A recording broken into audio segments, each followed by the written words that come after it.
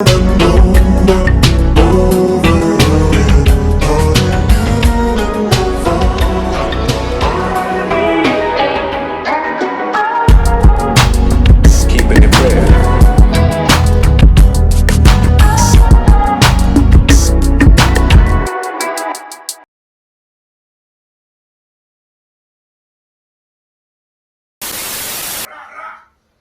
telling you, these hoes busted wide open for a 6-piece nugget. No fries. Yo, you gonna handle this? He's new. You don't know the rules. Yo, Aunt, chill. We got a lady present. Maybe the lady shouldn't try so hard to look like a dude. Barbershop's a safe space. You're not using the term safe space correctly, dumbass. Yeah, well, she just laying there all nutted on and shit. Yo, CJ, please, get your boy. Todd, what can I do? Aunt's family. I've been coming here for years. We been, but me and Aunt are family. He's my mom's sister's son's nephew. We cousins, Todd. So anyway, I want the titty fuck the hoe, right? And then suddenly I realized Shorty got one titty bigger than the other. Fuck this. What's up, y'all? This is Bishop of Bishop's Own TV, and you just saw the clip. Let's just dive right into it. So, what is going on in social media right now? Yet another, what seems like gender war situation. Now, I know that's very melodramatic, gender war, but it's a thing, you know, it's tension. I mean, we are in America, we are in a Western society, you know, these things exist. And the new thing going on right now, or the latest thing, is this scene from a new show called Harlem, which premieres, I think, on Hulu or Amazon, one of those platforms. But this show, Harlem, is a show, basically, it's a show about 4 ambitious young black women, professional driven, career driven, modern day black women in Harlem, New York, USA. We're talking about this specific scene. And not only the specific scene, but I want to get into a little bit of modern day black representation today. Because I think this is a pretty good topic and pretty good segue I can transition to. But basically, right now, what's going on social media, I guess you could say it's a bit of a split within the black community, black America. You got a lot of people, specifically brothers, a lot of heterosexual males, a lot of heterosexual brothers, who feel like this is a misrepresentation of the black barbershop, that it can cause more damage than good. Then you have another sect of people within the black community, some women, queer folk, black queer folk, who say, nah, I can resonate with this scene.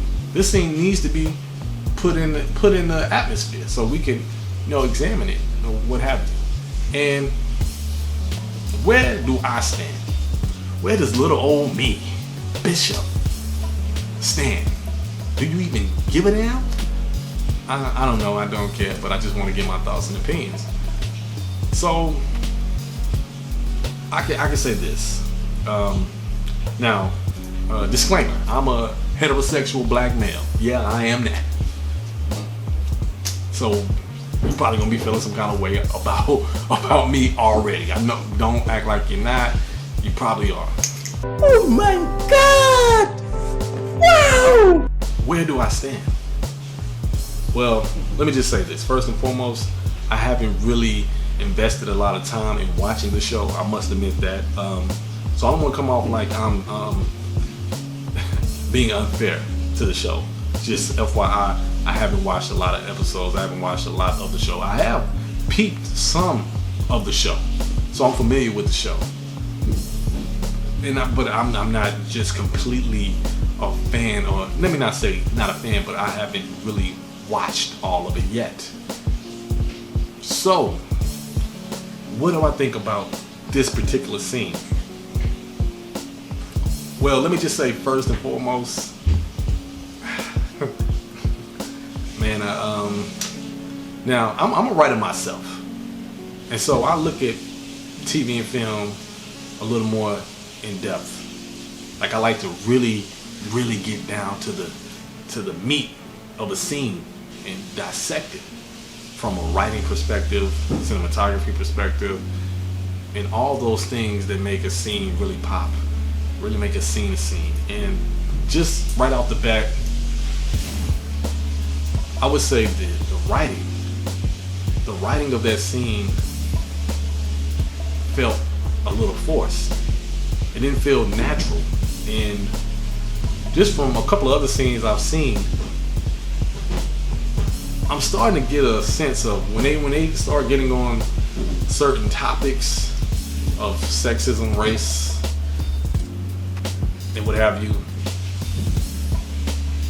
it doesn't come off natural. That's one thing that really stood out about that scene. It didn't seem natural. Again, now this is where some people on the other side of maybe some women, like queer folk, might feel offended when I say it doesn't feel natural. I'm not saying that these situations don't exist. There's a lot of barbershops in America. So of course, there could be incidents that are similar to this, right? But what I'm saying is the way it's presented in this scene, the dialogue, the back and forth, there's no rhythm, there's no, like how real people talk, you know? So that was one thing that stood out to me. Number two, I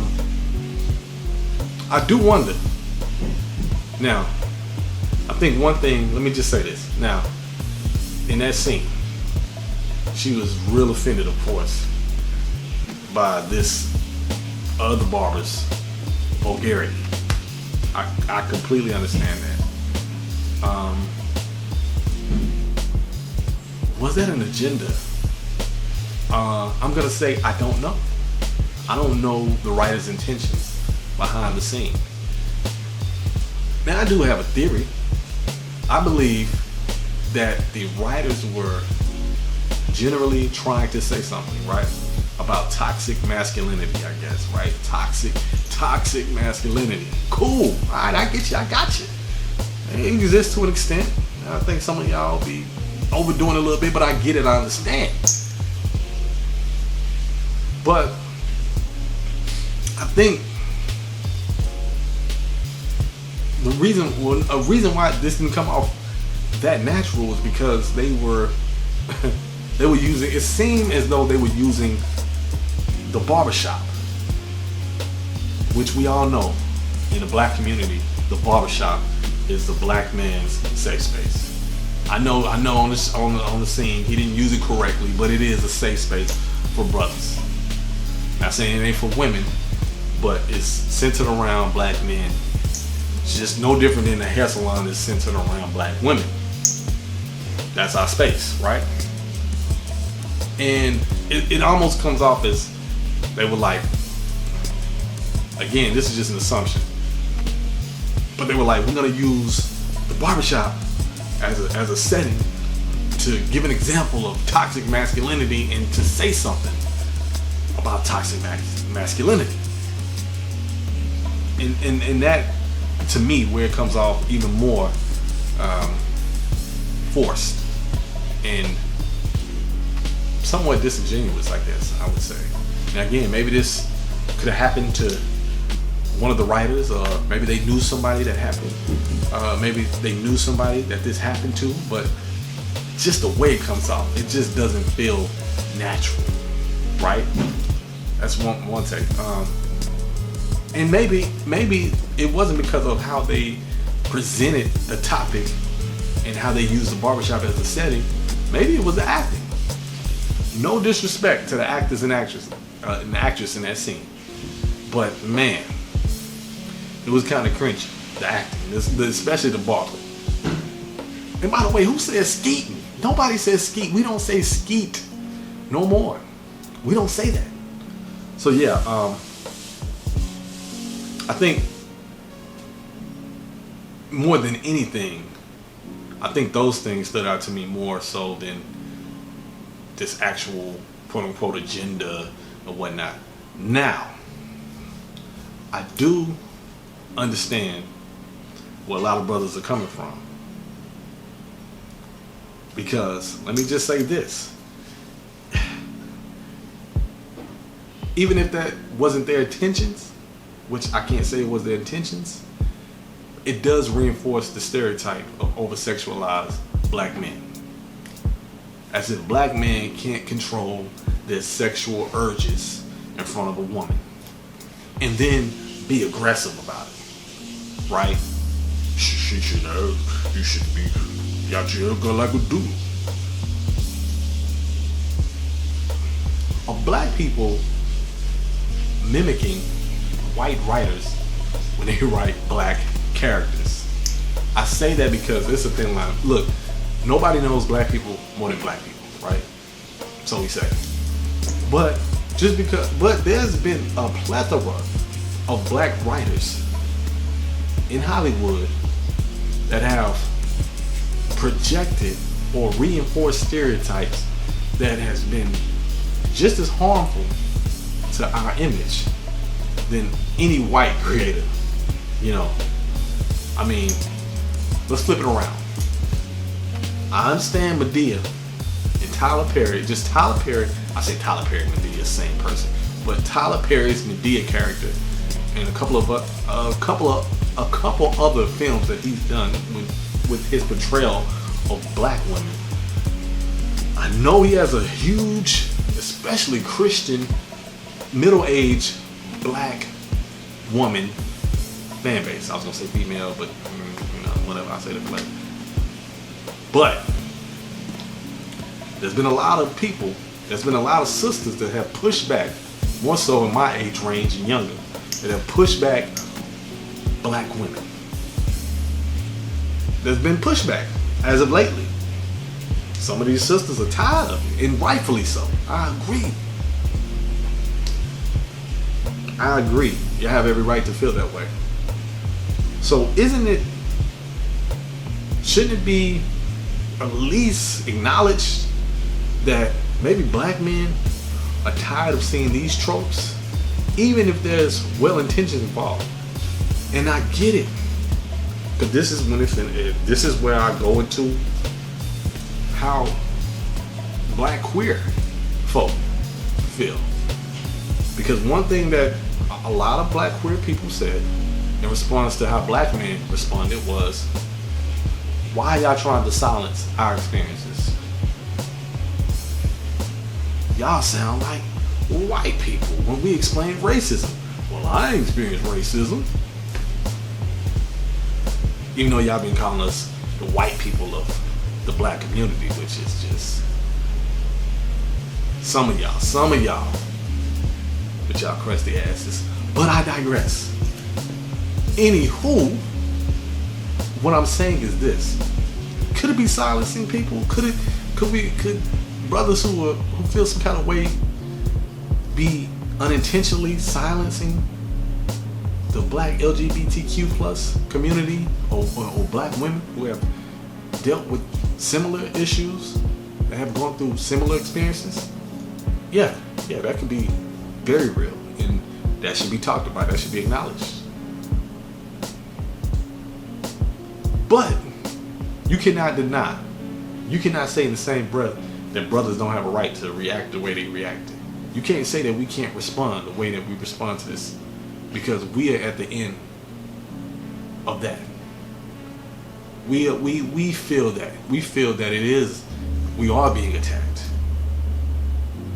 Me, I'm 50-50 sort of, but a part of me does feel like, or my initial reaction was one of defense. Whether you say that's a personal issue or not, fine, so be it. But the fact that this many brothers feel that way about that scene is saying something. And I say that because if that was a white writer, if those were white creators that did that scene, how would we feel then? How would people react then? I think it would be a little bit more opposition to that, which again goes to black creators unintentionally reinforcing stereotypes created by white creators of black people in film and TV. It happens. It happens. As a writer, I have to be conscious of that myself. And so black people, black creatives in TV and film are kind of in a, it's almost like you're in a box, a creative box, which that shouldn't be the case. But we are dealt with the hands that are given to us. I think that's how you say it. Anywho, yeah, you're dealt with that. So that's just one for the course. Now, I'll say this. One of the reasons why I'm kind of with that scene is because of other scenes that I've seen.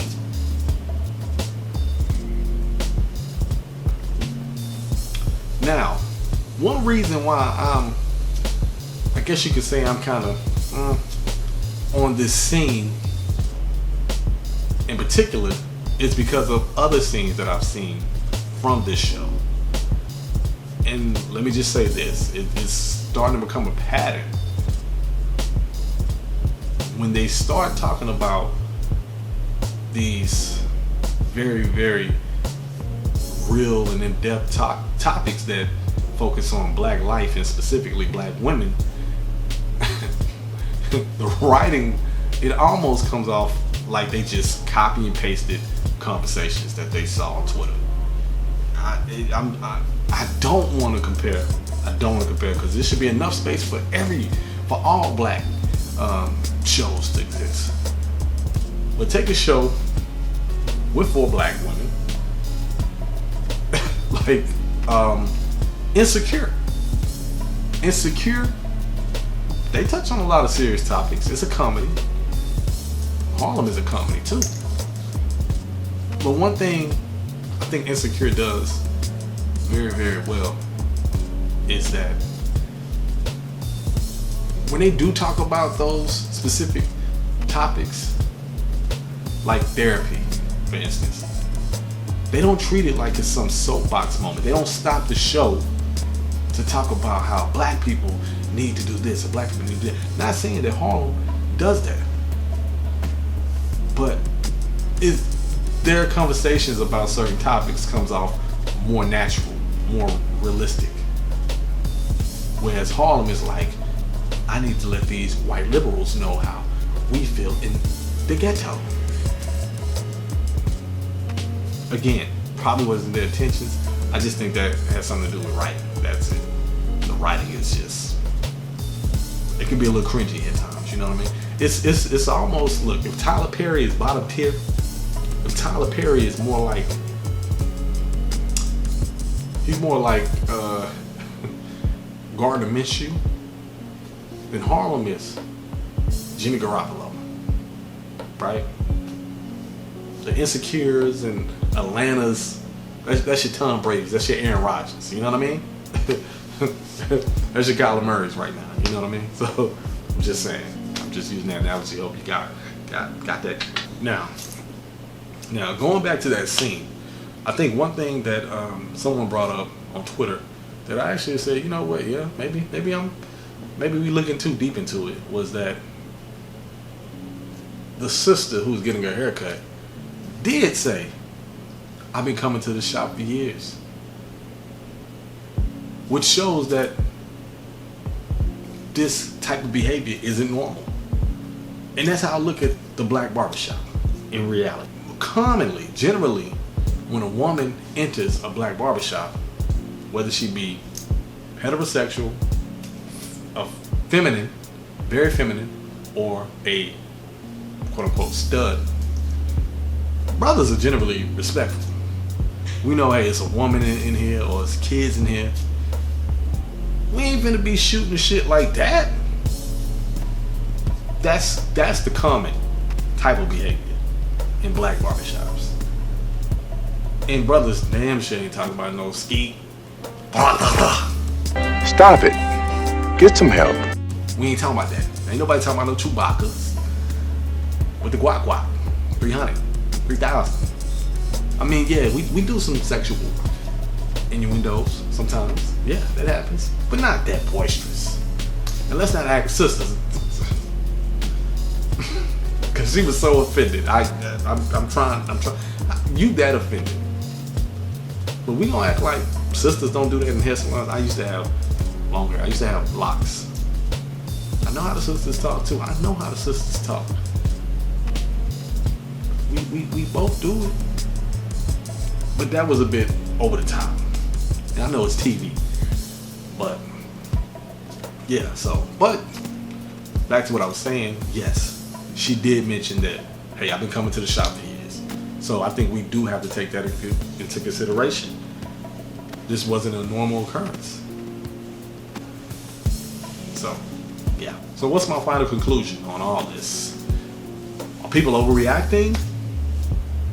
People legitimate? Is it sexist? What is it? Is it racism? What is it? What is going on? My final conclusion, my final thoughts is this. Look, I'm not gonna write the show completely off because of this scene. I thought the scene, like I said, I kind of was about it. I can see both sides. I probably lean more towards how a lot of brothers feel, because it is reminiscent of the over-sexualized tropes of black men. But you do have to tell that story to an extent, especially when it's coming from a woman's perspective. I completely understand that. So, how do I feel? What is my final conclusion? Look, I'm not finna look, and I'm also a avid believer in black creatives telling their stories. I'm a black creative. I'm a writer myself. Tell your stories. Do what's best for you. Do what you feel is best for you. No matter how I see it or any other person sees it. But be cautious. Be conscious